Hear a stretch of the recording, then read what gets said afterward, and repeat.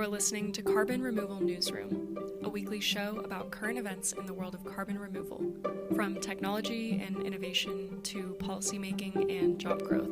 Brought to you by Nori, the carbon removal marketplace. All right. Hello, everybody, and welcome to the Friday, March 11th edition of Carbon Removal Newsroom. This week, I'm really excited. We have Wil Burns, who is a visiting professor of Environmental Policy and Culture at the Environmental Policy and Culture Program at Northwestern University, and Emeritus Co-Executive Director of the Institute for Carbon Removal and the Law and Policy at American University. Wow, that's a mouthful, Wil. You do a lot. So good to have you on the show. Thanks, Radhika. It's great to be here. And then I always have Chris Barnard, Policy Director at the American Conservation Coalition. How are you? I'm great. Good to be back. Yes, always glad to have you. And then finally, this is Radhika Mulgafkar, Head in Supply and Methodology at Nori. So today we're going to talk about oceans because that's Wil's specialty. And in December of 2021, the National Academy of Science, Engineering, and Medicine released a long anticipated report which outlined a general research agenda for ocean-based carbon removal. As many of you know, ocean-based approaches have a theoretical potential to remove significant amounts of carbon dioxide from the atmosphere, but they are still very nascent. There's a lot of research necessary to ensure that the scale up is both safe and effective. And our former co-host, Holly Buck, was also among the CDR experts who worked on this report. So thanks, Holly, for all your hard work. So the National Academy, just for those who want a little background, is the Collective National Academy of the United States. It's a nonprofit organization that was founded in 1863. When Congress chartered it during Abraham Lincoln's administration, which is pretty amazing when you think it was also the middle of the Civil War, but it was tasked with standardizing the proper size of iron hulls on ships and ensuring the purity of whiskey. Fun fact. Now it makes all sorts of recommendations to the federal government on allocating research funding. So essentially, the authors outlined 6 broad categories of ocean carbon removal that they thought the federal government should do further research on: ocean nutrient fertilization, artificial upwelling, seaweed cultivation, ecosystem recovery, ocean alkalinity enhancement, and electrochemical processes. Of any of these, I think ecosystem recovery is probably not super controversial. It's just about making sure the oceans are restored to their former state. But the other ones do raise some interesting trade-offs and checks and balances that probably need to be in place. And so each was assessed on several criteria, and they found overall that ocean CDR at the gigaton scale is possible and recommended a federal research budget of about $850 million over the next 5 years. Of course, this was all done prior to Ukraine, so I'm not sure what is going on with the federal government at this point, but Wil, let's get started. In terms of the federal budget, $850 million sounds pretty reasonable. What do you think of that amount, and do you think it will lead to a gigaton scale of CDR in the ocean? Yeah, I think it was probably a pragmatic approach by the Academy, realizing that too big an ask, especially on top of the, estimated $12 billion that we have for CCS and CDR in the federal budget already, wasn't realistic. It's a good news, bad news story. I mean, I think on one hand, the good news is that it's enough money to allow us on a lot of these approaches to move beyond what's largely been either lab-based or modeling-based approaches to start to do some mesocosm studies, to do some in situ research that's critical to be able to assess the potential benefits and risks and optimal means of deployment of these approaches. On the other hand, this kind of research is really expensive, right? So it's not going to get you as far as you might imagine. For example, one of the things that the Academy pointed out in the study at one point was that there was a 1 month long study to analyze the carbon biological pump, and that one study in one area cost $115 million. Right? So you burn through this amount of money very quickly. one thing that I think that's thoughtful by the Academy is they've emphasized that this will be an adaptive approach. It may be that there's things that make certain approaches what they've called showstoppers. And so if they find excessive risks or disappointing results, they may abandon some of these approaches along the way and focus on others. So I think that's a good idea.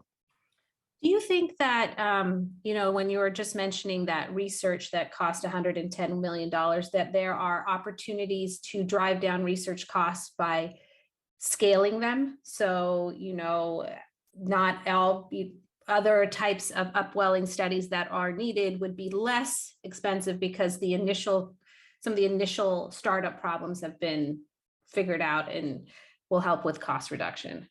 Yeah, I'm sure that's true. And some of the things that we're doing, looking at biogeochemical cycling and species interaction, for example, from one approach may have some relevance, to other approaches, right? So that if it's well coordinated, there may be opportunities for research cross-pollination, and I would assume they're looking into that. So this is a huge report. I don't multiple hundreds of pages long, but could you, both of you, highlight a couple of your main takeaways from the report? And Wil, I'll start with you. Well, I think a couple of primary takeaways are, first of all, we're at very early stages with a lot of these, right? As I said, they're no more than a twinkle in the eye in some cases, with most of it being largely lab-based or modeling, right? And so despite the fact that we need these kind of approaches yesterday, that's just not where we're at, right? And I think the study, which was 300 pages, emphasizes how much research needs to be done in characterizing risks and benefits for a lot of these approaches. Another thing I think that was emphasized is that from the governance perspective, there's a tremendous amount of ambiguity in terms of how we would govern a lot of these approaches and who would govern them, and an emphasis on a lot of gaps that need to be filled. And then I think the last thing is that it was probably underestimated, as is often the case with Academy reports, but there's going to be a need to do a lot of work with potential stakeholders who may both benefit and potentially be adversely impacted by these. And the Academy really was pretty vague in terms of how that might be structured and what some of the most imposing sort of concerns may be. Chris, what about you? What were your thoughts?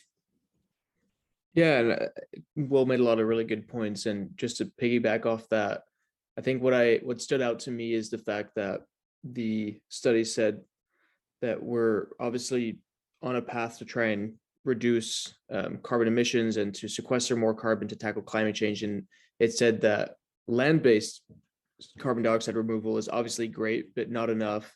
The technological stuff is great, also not enough. Moving to clean energy, great, still not enough. And that the marine-based or blue carbon opportunities to reduce more carbon should be a crucial part of the puzzle that could help kind of round out our portfolio of solutions for this. And what I find really cool about it is that a lot of it really is pretty awesome in terms of how much carbon can be removed in, for example, just through seagrass and kelp and those kinds of things at a very cost-effective rate. And sometimes, like, we're talking about crazy amounts of money that we're spending on climate change and everything. And similar to planting trees and restoring kind of terrestrial ecosystems, there really is a pretty good opportunity at a relatively low cost basis to do the same with ocean-based carbon sequestration. So I think it's just a wake-up call that this is an opportunity that really exists and that we should seize. And just the final thing that Will said is one of the biggest challenges to it right now is that we simply don't have the research and knowledge necessary to fully embark on this, just simply because it's such an underdeveloped area in terms of the research. And so really there should be a catalyst to have that research to identify just exactly how good this opportunity could be for us. just to piggyback a little bit on that, what you're saying, Chris, are you right now seeing, as you are working within the federal government, any sort of tension between the nature-based solutions and the more industrial solutions? I mean, as you pointed out, they're all needed to be successful, but sometimes it does feel like there's this maybe deliberate pulling or pushing against one another in a weird way that I don't really understand, but I sense. So wondering if you hear anything like that in your. Honestly, when it comes to like the main people that are interested in actual policy rather than just like shouting about this issue, they're pretty engaged on both nature-based solutions and on kind of technological carbon capture solutions. Natural solutions are by far the most popular climate solution by the polls. Like over 90% of Americans support planting trees and restoring ecosystems to tackle climate change. And some of the bills in Congress that have the most bipartisan support on climate change are natural solutions bills. But there's also pretty significant support in Congress for example, 45Q that would directly that's a tax credit for technological carbon capture. So I don't really think it's an either or. Obviously, you have some people kind of more on the far left who say carbon capture is a fake solution, and kind of Greta repeated that talking point in Glasgow, and those people aren't really part of that conversation. But I don't think they're all that relevant when it comes to actual policy making. Cool. All right. Well, Will, so the report obviously covered those discussed those varying methods. And so maybe you could give us a quick summary of what it found regarding the viability of the different methods, and if there was anything that was surprising in what you read.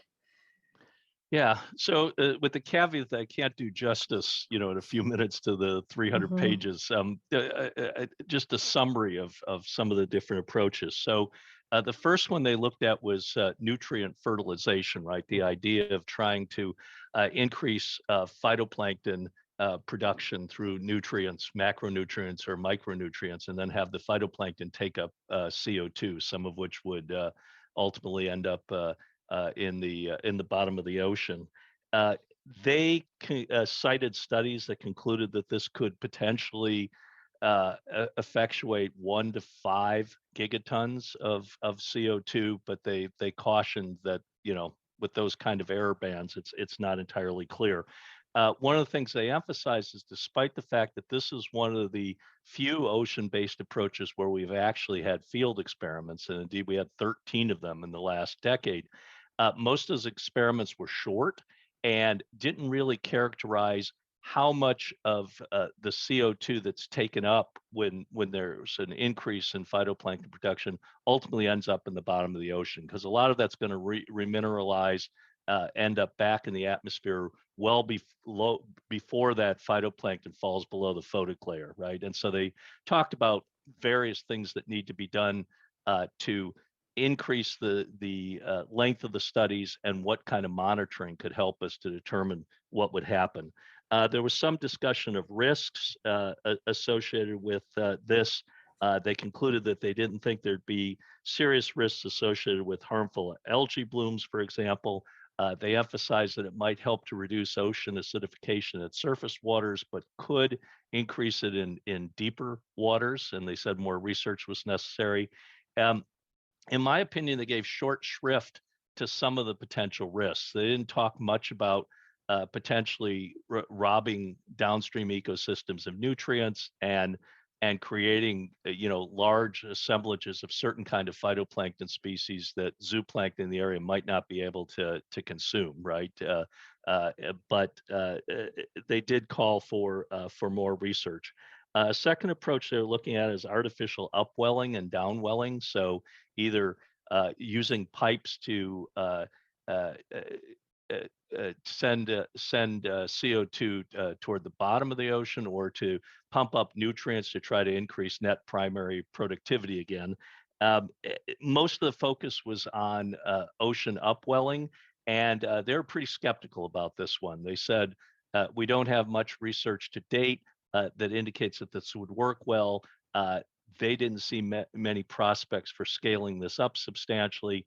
And they talked about risks, including altering the biogeochemistry of some of the ocean areas, and also disturbing benthic ecosystems. You mentioned recovery of ecosystems. They talked about things like protecting mangroves, sea salt marshes, and seagrasses.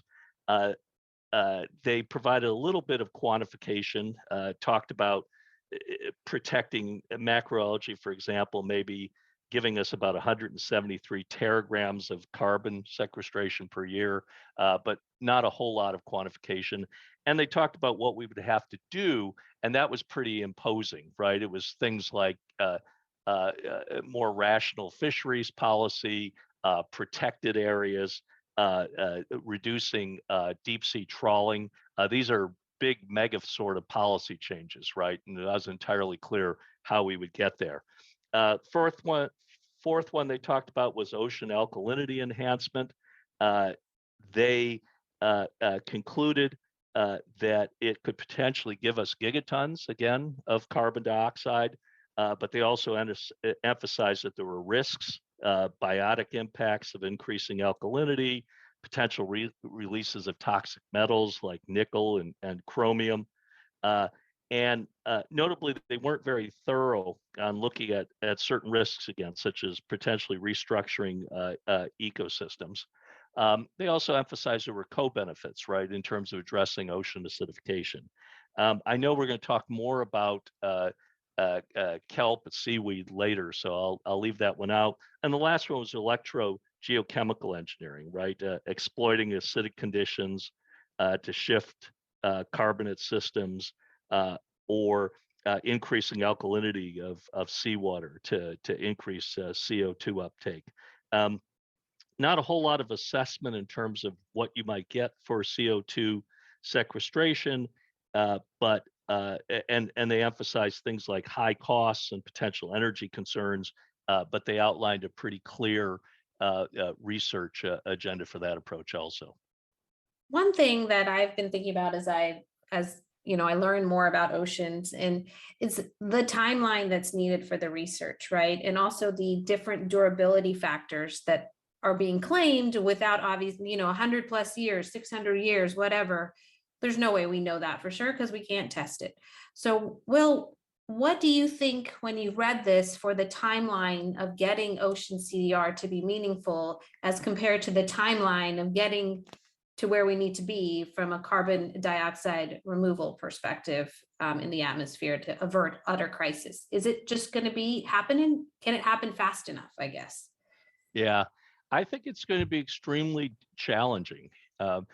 Beyond characterizing risks and benefits of these approaches, which, as I said, are in early days for many of these, probably one of the most imposing things that we have is in terms of monitoring, reporting, and verification for a lot of these approaches. And that was emphasized in this study, and it's been emphasized in others.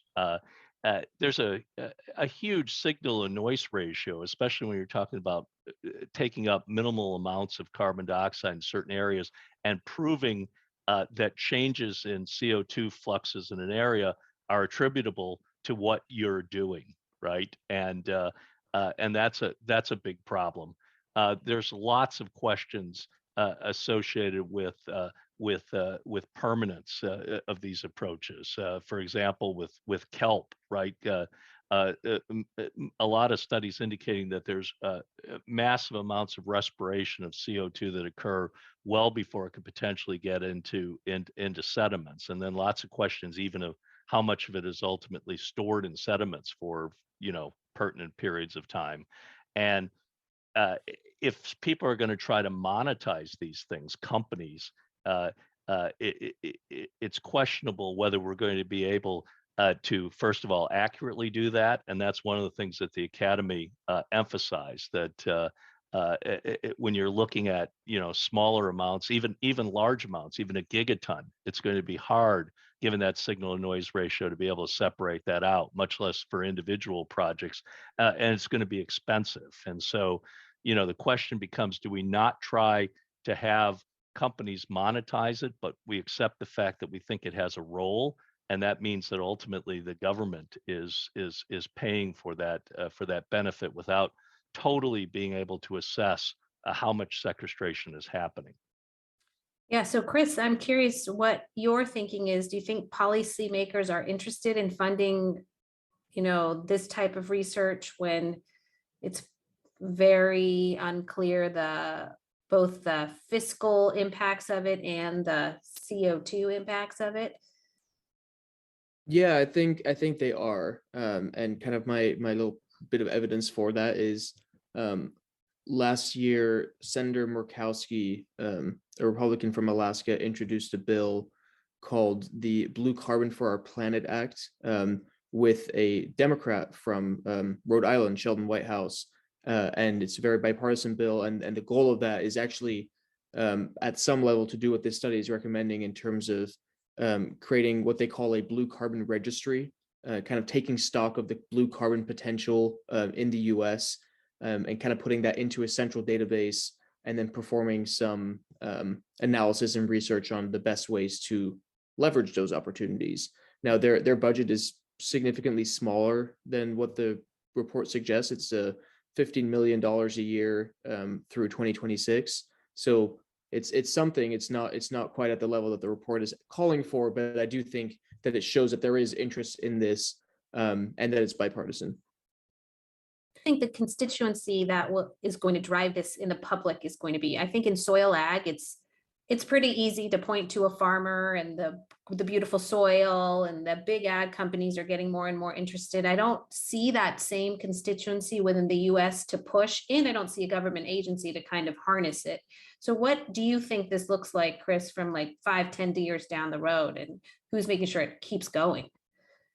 Yeah, that's a great question. And I think you're right that it's not as intuitive as kind of land-based carbon sequestration and kind of ecosystem restoration.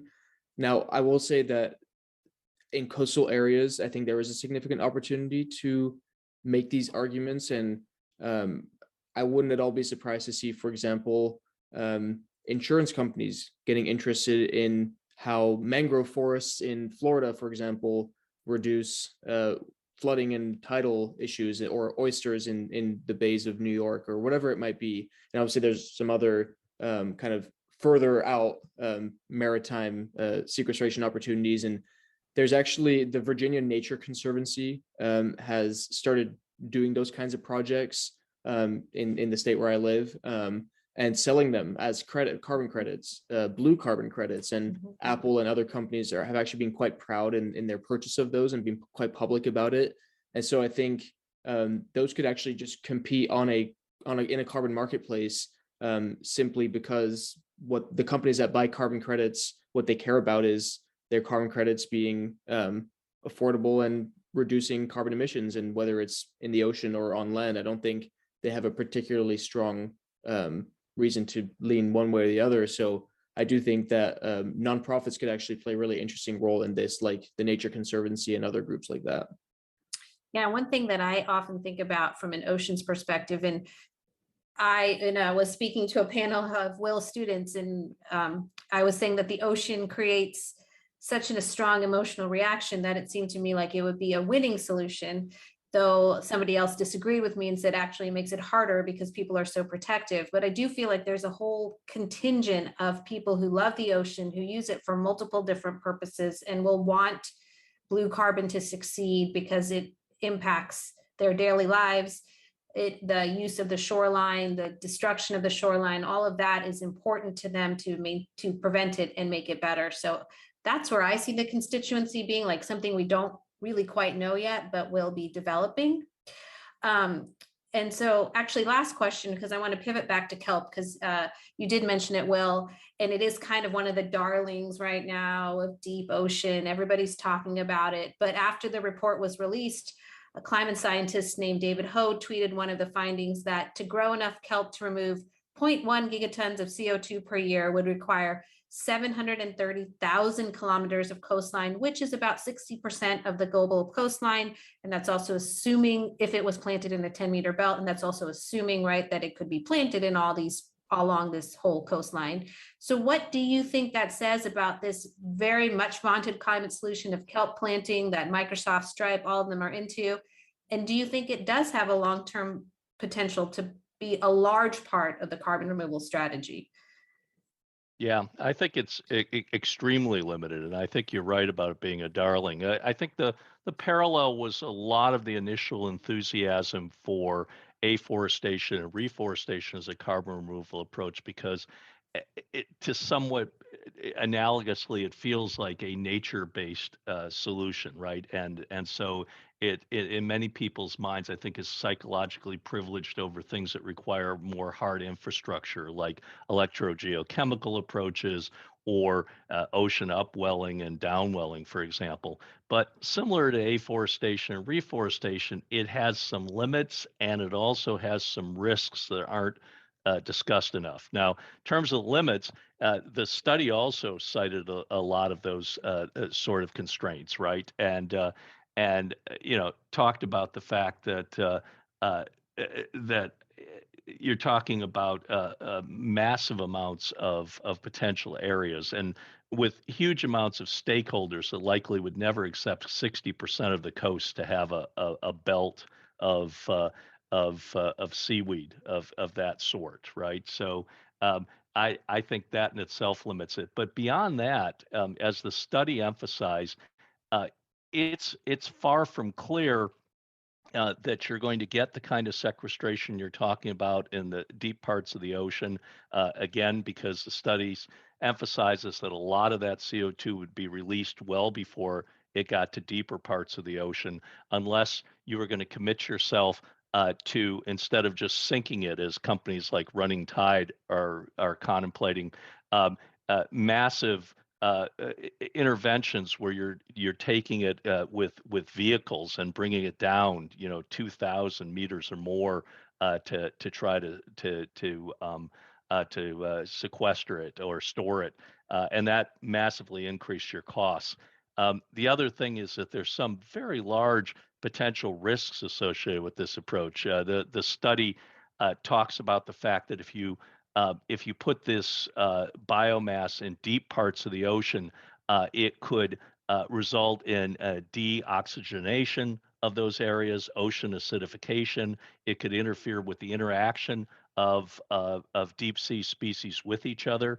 And as the Academy said, this is the largest area of the oceans in terms of volume and the least well understood in terms of the species that exist in that area. And so those are some very substantial risks to get zero point 0.1 gigs of CO2. The other thing is that the MERV problems, monitoring and reporting and verification, is true in spades with this. It's very difficult to be able to prove, especially with smaller scale projects, that you're actually effectuating net reductions in CO2, because you're changing the equilibration, right? And you're measuring how much CO2 is being taken up, but that doesn't necessarily translate into how much is being removed from the atmosphere ultimately. And so that makes me extremely skeptical about people already seeking to sell carbon credits, some of these companies that are involved and companies buying those credits, because I don't think that you're at this point able to establish long-term permanence and that it's a safe approach. Yeah, so pivoting a little bit from that, we're going to talk about the London Convention, because, I mean, unlike soil or land-based solutions, right, there aren't natural boundaries of the ocean. And so that means that all nations kind of have to work together, at least those with coastlines, to monitor, regulate, and prevent the destruction of the ocean, if you will. So the London Convention is a global treaty governing the disposal of wastes into the ocean. 87 nations signed on to the agreement to share a standard of rules that limit the dumping of pollution into ocean from seaward vessels. It does not cover pollution originating on land, and obviously it doesn't cover pollution, quote unquote, originating from the atmosphere. So several ocean CDR methods covered in this recent report would entail adding large quantities of material into the ocean to remove carbon dioxide. Beyond the carbon dioxide itself, it's also mineralization, other types of things to help facilitate drawing down carbon dioxide. So recently the London Convention has convened a new working group to kind of assess this and see what that means. So Will, maybe you can just give us a 30-second overview of the purpose of the London Convention and how influential is it currently over human activities on the ocean? Yeah, so London was created, as you indicated, to try to reduce the harms of dumping of materials in the oceans. In the context of CDR approaches, it passed a series of resolutions in the last decade to try to regulate ocean fertilization activities, and it essentially said that they could only be conducted for on a small scale for scientific research purposes, meaning that you couldn't be seeking to monetize this, and that it was subject to a risk assessment framework that they established. And the London Protocol, which is a treaty that's supposed to supplant the convention ultimately, actually was amended to regulate marine geoengineering. So that's a broader concept which defines essentially any intervention that could take up carbon or solar radiation management approaches. And it would establish essentially the same regulatory framework, but this time it would be legally binding, unlike the convention, which just passed a resolution that is not.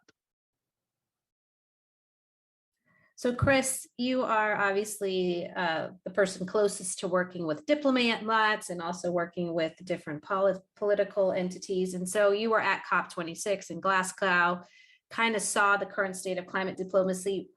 What do you think of adding this whole nother level of international diplomacy to the climate debate? And what are some issues you foresee in having 87 nations work together to develop a framework around this? Yeah, it's always very challenging when it comes to those global frameworks. And I think it's very easy for them to come together and have the diplomats in a room and kind of agree on something and say we're going to do this, and then the actual enforcement of what they've just talked about is really the tricky part. And I feel like we kind of saw that with Paris. These different diplomats from across the country, across the world, came together, created this very nice sounding agreement, and then really kind of years later, you have countries failing to hit the targets, countries really failing to even produce their nationally determined contribution targets in terms of how much CO2 they're going to reduce. And so you really kind of had it's just very difficult to enforce that on a national level, on a global level, especially when there's so many other things happening in the world, obviously, with Russia and with energy prices and inflation, and still kind of places recovering from the pandemic. So I tend to be a little bit skeptical of how successful these kinds of agreements can be. And I think honestly, there's very few agreements in the past that we can point to that have been kind of an overwhelming success. I would probably say the Montreal Protocol is a standout one in terms of a success, but I'm not sure if there's many others, and maybe Will can correct me here, but many others that have at the global level been able to really make much of an impact. Will, anything you would add? Any other protocols you can think of? I'd say the only other one that was a clear slam dunk is probably the Basel Waste Convention. It did substantially reduce the amount of hazardous waste being shipped from developed countries to developing countries. And the only shout out that I'd give to the climate agreements is that, back when I started on all of this and I had hair, our projections of where temperatures would be at the end of the century was more like 4 to 5 degrees Celsius. And so I think the climate agreements have helped bend the curve, right? Not enough, obviously. We're still looking maybe at 3 or above, but that's a lot different than 4 or 5. And some of the best case scenarios are 1.8, right? So I think there's merit in this framework, but I agree with Chris. There's a lot of fronting in terms of, people's pledges and what has actually happened on the ground. Well, the devil's always in the details, isn't it? So what is the status of the working group, Will, and, what are they currently working on? And what do you think of their chances of succeeding in a meaningful time frame? Yeah. So I think the working group is helpful. One of the things that the London Convention has done, to its credit, is it's stayed focused on this issue, despite the fact that we really haven't had any, field experiments for CDR in like a decade, right? London's continued to publish reports, and now it's established this working group that wants to essentially establish some rules of the road for things beyond ocean iron fertilization, which is their original focus, right? It's unclear at this point ultimately what it will do, but my guess is it'll probably establish rules that look a lot like that resolution.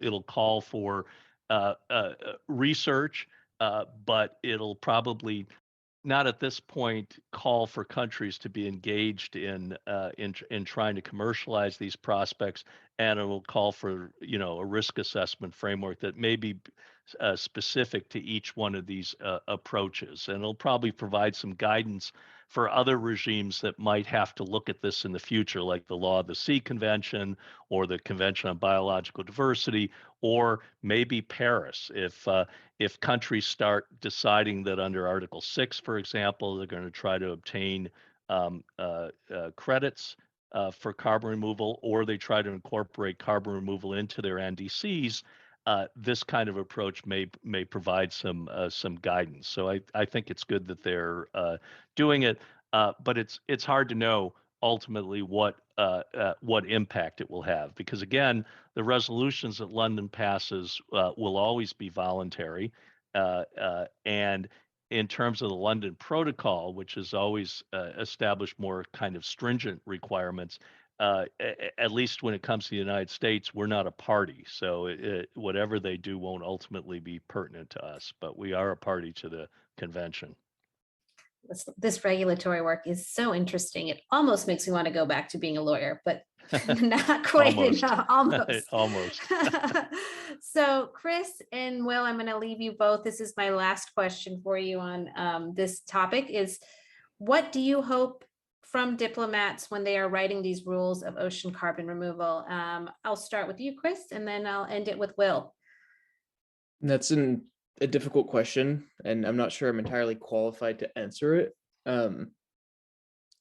Obviously, like my typical answer would kind of probably include general ideas around kind of market-based solutions that would align the incentives right to do some of this stuff.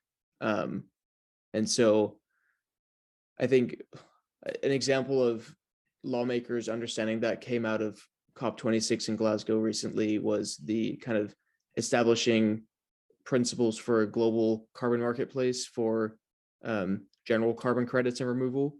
So I'd say something along those lines. And similar, were you asking specifically for the ocean waste, or broadly speaking for? You can take it whichever way you want to go. There's no right or wrong answer, or it's just, what do we envision? What do we hope for? Yeah, I mean, so specifically around like maritime, like blue carbon, I think having that as part of a global carbon marketplace like that would be good. In terms of the waste and kind of conversations around that, I think obviously one of the issues, like Will mentioned, is like building pipelines potentially to transport large amounts of CO2 if we're sequestering kind of CO2 using technological means, and embedding that in the sea in particular areas for geological storage. I think you'd have to include kind of some of the economic aspects of that and how that would work, and gauging private sector interests and kind of including them in the conversation of the best way to go about this, so that you're not creating a regulation on you can't do this or that, and then say that you can't actually build those pipelines if that's what we deem necessary to sequester the carbon. And so just including them in that conversation. And Will? Well, I think one of the things we need is coordination between the regimes that might be pertinent for this. I mean, as I said, London's done a lot of good work in terms of providing some good science about carbon removal approaches and a basic framework for looking at these issues. But at the end of the day, what we would be using this for is to address climate change, right? So I think it's important that London and the Convention on Biological Diversity, which has also weighed in on this, coordinate its research and potential governance with the Paris Agreement, where ultimately it might be incorporated in the NDCs or the voluntary approaches.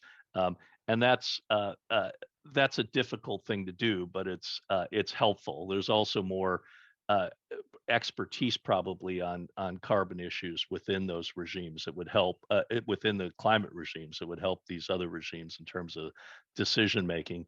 I think we also need to develop sound accounting practices, right? The Paris Agreement, the rule book has accounting practices for reductions of emissions, for example. They're going to need a parallel process for how we account for carbon removal, right? Especially if it's going to be incorporated into the NDCs or even into the Article 6 voluntary agreements, right? And looking at that sooner rather than later would be helpful. And then I think the last thing, circling back to this issue of public acceptance and stakeholder engagement, is developing an effective process to start to help stakeholders to look at both the potential benefits that these approaches may have for them and the potential risks that may happen in terms of fisheries, tourism, and so forth, and creating frameworks to have that happen. And then the last thing I'd say is, if when we're doing risk assessment, we're at a point, given the fact that unchecked climate change poses huge risks, that we're going to have risk assessment that's also comparative in nature, right? Which looks at not only the risks of deploying these approaches, but what the risks are of not looking at these approaches and then weighing those two, right? We just have to be mature at this point and acknowledge that there's no free lunch, right? And we obviously want to try to minimize any of the potential adverse impacts of these approaches, but we may have to acknowledge that some of these approaches have risks, but they may be massively outweighed by the benefits of addressing climate change in an effective manner. Yeah, well, I mean, we can have a whole show on that topic alone, because, obviously that's quite can be a little controversial, but I think you're right. We have to, right? This isn't just a straight yes or no answer. This is a risk assessment balance, which I think the last 2 years have shown that humans may not be the best at doing risk assessment. That's one of our limitations. So it's going to be a long, drawn out process, I would imagine. With that, though, I am going to wrap up this part and have Chris give us some good news, because gosh darn it, I know I could use some. It's been a rough few weeks in the world, and so maybe there's something good going on that I would love to hear about. So Chris. Yeah, for sure. Well, I thought I'd keep it broadly within the theme of oceans and seas.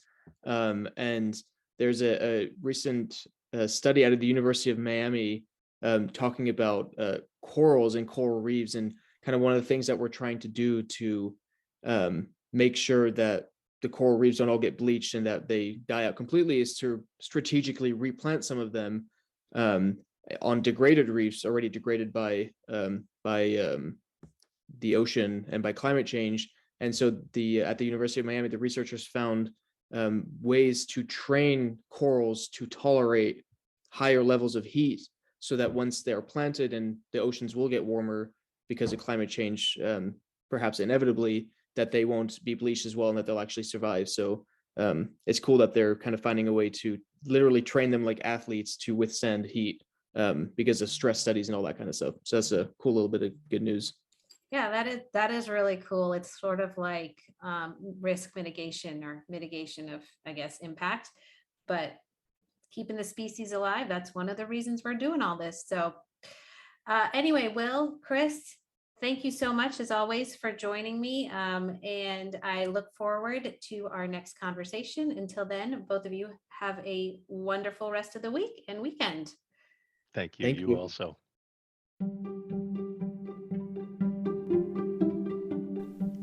Thanks so much for listening to Carbon Removal Newsroom. If you like the show, the best way you can help us is by giving us a great rating and review in Apple Podcasts, following the show on Spotify, and by sharing the show on social media. Tell your friends and help us spread the word about what's happening in the world of carbon removal.